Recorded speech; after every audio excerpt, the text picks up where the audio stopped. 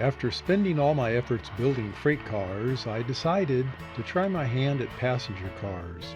I noticed that AHM, or Associated Hobby Manufacturers, had affordable plastic models of old heavyweight cars that I could try. The details on the basic car bodies were very good. I've been told that these cars are no longer being produced. These cars sold by the ton. And the good news is that they are widely available on eBay for reasonable prices. Here's what I didn't care for. The trucks were plastic mounted by a pressed-in plastic insert pin, and they had truck-mounted couplers. So my first attempt was to change to metal wheels and body-mounted Katy couplers. Eventually I changed the trucks out with Central Valley metal trucks with their brass pin snap-in mounting method that allows easy removal later on for easy wheel cleaning. That was a great improvement. These are Central Valley mounting bolsters. These are for freight trucks using the same concept. These little things are called dress snaps by some people. I replaced the floor with basswood and cut the basic frame out of the original floor to transfer it to the new floor. I used these brass pins to mount brass plates with the Katy couplers on them. Here's a view of a dining car with all the plastic frame and added details. These are steam traps. Most cars had 3 of them. They separated condensed water from the steam to drain below on the track, and the steam was used to heat the cars. These brass escutcheon pins can be made into steam traps. Just add a large drop of epoxy and let gravity and surface tension do the rest. These cars are easy to drill and add wire grab irons, and there is no need to remove the molded-on grab irons first. They're not there. Roof details and end details are easy to add. Even the drip rails can be made from flattened solder curved into a shape on the roof ends. Things like scratch-built ice hatches and roof ventilators that are available from a number of sources such as Showcase Miniatures have been added. These vents are just bits of etched metal freight car roof walks. I'm not sure how correct this car would be as an SP diner, but it was crafted by looking at available photos in magazines before there was an internet. This combine may be all that's needed for the last car in a mail train for an occasional passenger or 2. Mail trains only needed a few baggage mail cars and a railway post office car and a rider coach. The interior is a simple group of seats with an LED strip for overhead lighting and a vestibule light and a pair of wires to a red tail light on the back of the scissors gate. In the baggage compartment and out of view is a pair of electrolytic capacitors and a resistor driven by a diode bridge connected to the track by Walther's 3-axle trucks. If I made this board today, it would be all surface mount parts to make it much smaller. Here's the bottom view. The floor and underbody details are unchanged on this car. Only the trucks and couplers have been upgraded. All the standard door rails and grab irons have been added. This car came with a monitor roof style that I replaced with a milled basswood round roof cut to length and the ends rounded, as well as the added vents and rain drip strips. The baggage doors have grab irons and a foot rail, for lack of a better word, made from brass flat wire stock with a smaller round wire soldered inside of it. Overall, this is a good-looking 80-foot car. It needs 36-inch radius curves if you add diaphragms. This is a typical mail train from the 1950s that, other than a few details, was seen all over the U.S. when railroads had mail contracts. This section features a baggage car that was common on mail trains in bunches that were sometimes called baggage mail cars. After a group of these common double-door cars is a RPO, Railway Post Office car, followed by a different baggage car with windows near the ends of the car's sides. Next is a Harriman-style rider coach. The next cars are probably deadheading to some other location. I bought a few Golden Gate Depot Harriman-style cars from Sunset Models when they first came out a few years ago. This RPO car is an accurate replica that already has good trucks and is lighted. They made baggage cars and coaches in this style as well. These cars have rounded or arch roofs common on E.H. Harriman's railroads, such as the Southern Pacific, Union Pacific, the Alton Railroad, Missouri Pacific, and others.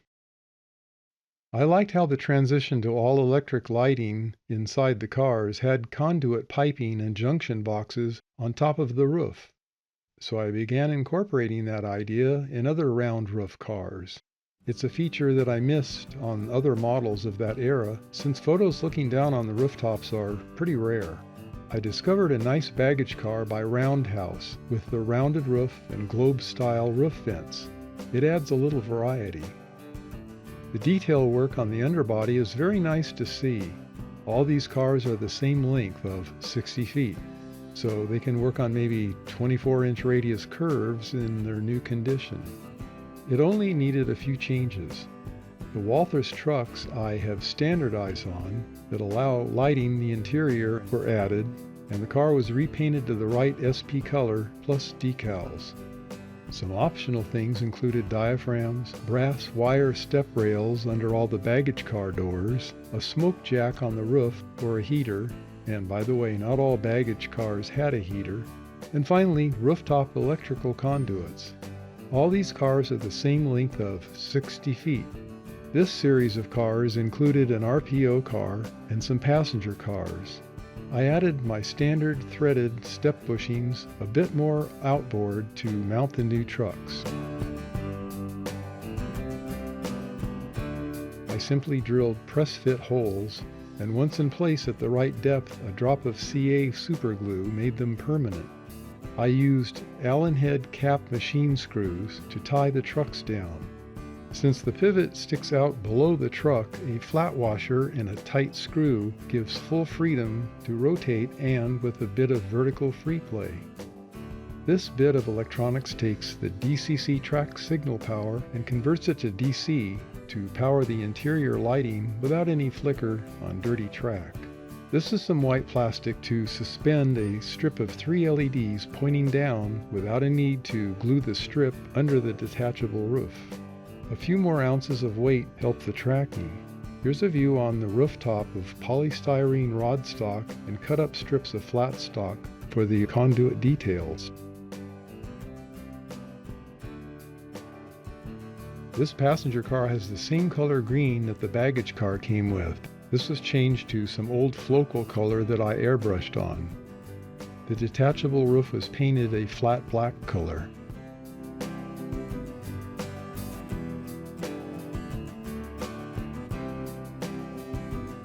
Finally, I added Kadee long shank couplers set inboard so the knuckles were in the right spacing for reasonably close coupling and with diaphragms.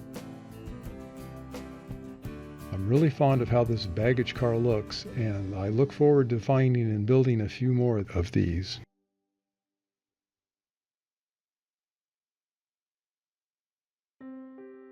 I built up these AHM smooth side cars a long time ago to represent a train somewhat like the SP's Sunset Limited. AHM called these cars a 1930 design. They are not the most accurate models on a technical basis, I suspect, but they carry a nice look on a budget that I had long ago. The SP used corrugated sides for most of their premier trains until corrosion problems forced them to convert back to the smooth sides. I always liked the SP's Sunset Limited silver with red stripes look best of all the paint schemes they had. And a simplified similar theme eventually became the common standard for all passenger cars on the SP, except on the Peninsula commute trains. This happened in the 1960s time frame. This is the San Joaquin Daylight on the loop at Tehachapi, somewhere in the mid-1960s. They have the colors I like best on lightweight cars, usually called streamlined cars.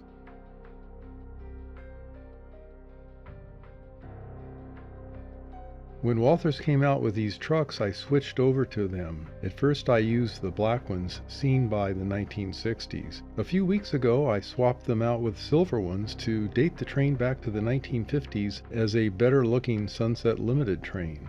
The wheelbase of the silver trucks was a little different, and the hole diameter where they mount had a smaller diameter that needed reaming out to a 0.25 inch instead of their slightly smaller diameter. Most of all, these cars have interiors, and I wanted to keep the roof detachable. So here's how I did it, where the roof can be held flat without gaps. I bent sheet brass to fit across the arch of the roof and screwed an aluminum threaded standoff onto the brass piece.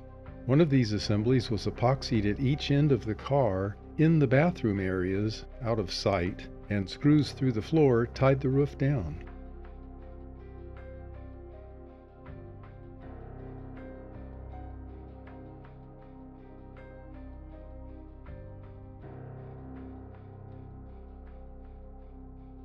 Number 440 threaded brass inserts used in furniture making were AC glued into the bottom for mounting the Walthers trucks.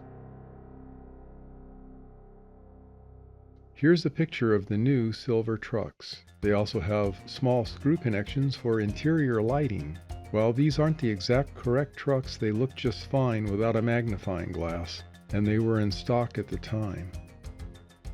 So here's the new look with silver trucks. This is one of the coaches or chair cars on the train.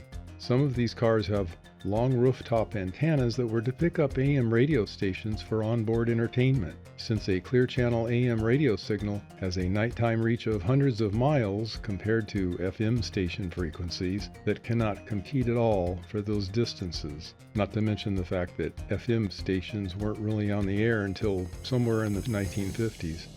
A special car is this sleeper converted to a tavern car with the long bar in the blanked center. I also shortened the car by about 10 feet.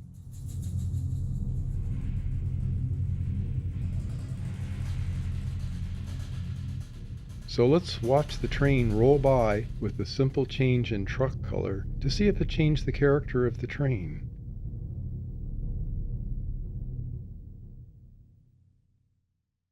These cars are connected with MHP neoprene rubber diaphragms with an unusual mounting that we will explore in the next passenger car section.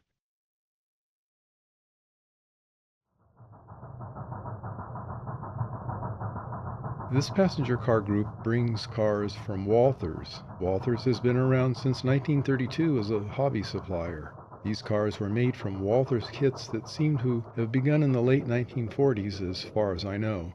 These cars began as unbuilt kits that were sold in the mid-1950s based on many of the price tags on their boxes. I may have been the third or fourth owner of these unbuilt kits. These kits were actually built up a mere 24 to 12 months ago. They featured thin plated steel sides and many Zamak die castings. Walthers made countless kits of various lengths and styles of old 1920s era heavyweight passenger cars that plied the rails until the late 1950s in many cases. Some are accurate models of specific railroads, and others appear to be a bit more generic. The kits can be made into beautiful models that can elevate your hobby's sense of accomplishment. The plans are uncommonly descriptive, complete and clear.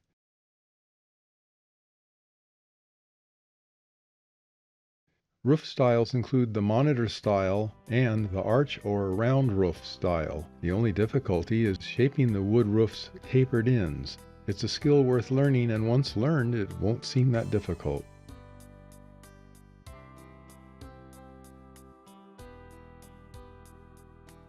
This pamphlet is the oldest one I have featuring how to build these cars. There are other companies that can supply detail kits with parts of this era.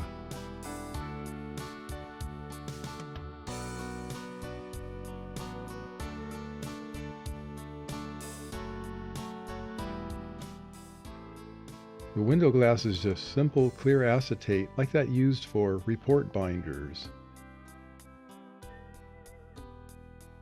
I use these trucks from Walthers. They are 6-wheel trucks mostly on these heavyweight cars, although some shorter 60-foot cars were built with 4-wheel trucks. My threaded truck mounting scheme can be adapted from threaded standoffs used in the electronic industry for generations, or they can be built up from two different diameters of polystyrene hollow rod stock and brass threaded inserts CA glued into the wooden floor. These screws could have just as well been Phillips head screws.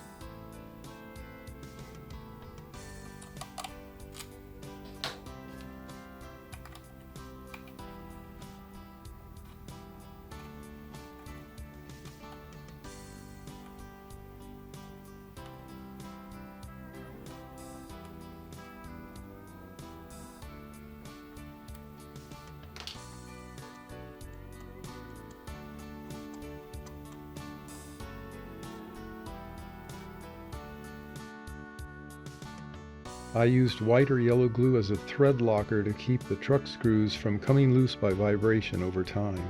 It can be undone with a little extra torque.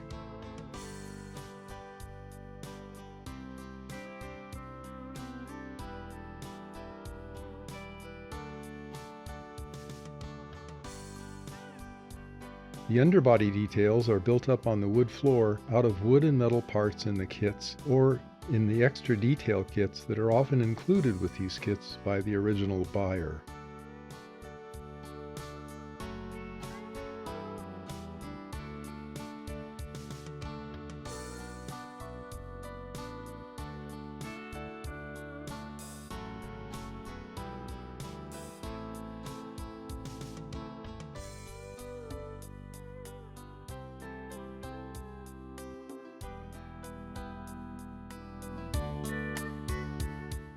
These are cast metal seats that Walthers offered in sets. They are painted and glued to the floor in accordance to window spacing of the various cars. These kits show up on eBay too in plentiful supply.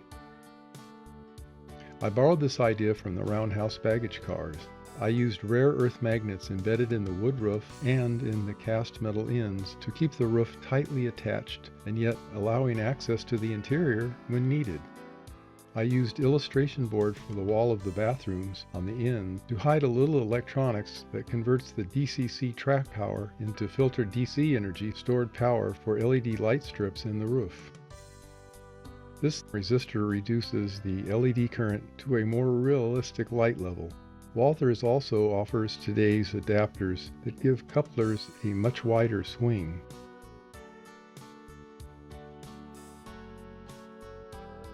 This helps get these long cars around curves. The piece of bent brass wire helps support the coupler pocket.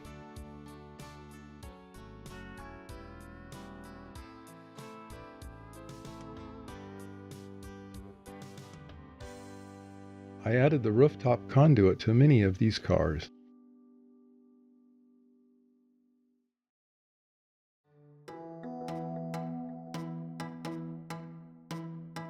I used MHP diaphragms. They aren't making them these days, but they show up online all the time. They are made of a thin neoprene rubber. I use them one at a time between cars with a soft, spongy piece of tacking cushion that will fill the doorway and retain the diaphragm during running on the track. This method greatly reduces the forces of car interactions that caused wheel lift and derailments. Be sure to comment with your thoughts and check into our videos on railroading topics. Thanks for watching.